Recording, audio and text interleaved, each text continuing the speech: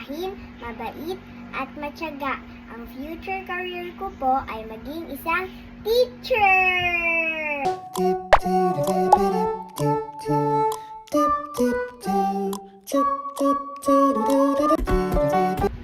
Ang teacher po ay nagtuturo sa mga bata.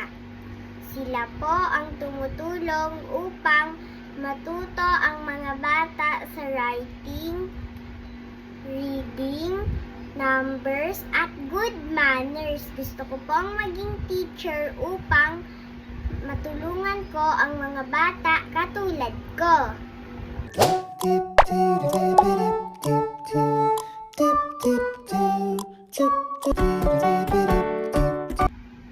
Bilang teacher, makakatulong po ako sa community sa pamamagitan ng pagturo ng mabuting asal, pagtulong sa mga batang nahihirapan mag-aral, pagbibigay ng tamang kaalaman, at pag-inspire sa kanila para abutin ang pangarap nila.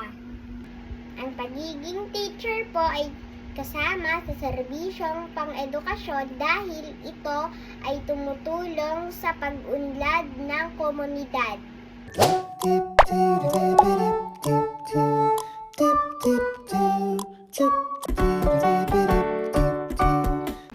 Sabi po sa Proverbs chapter 22 verse 6, train up a child in the way he should go. Ibig sabihin po nito, dapat tinuturuan ng mga bata ng tama. Bilang isang future teacher, gusto ko pong magturo ng may pagmamahal at malasakit. Yan po ang pangarap kong trabaho, maging teacher at makatulong sa community. Maraming salamat po sa pakikinig. God bless!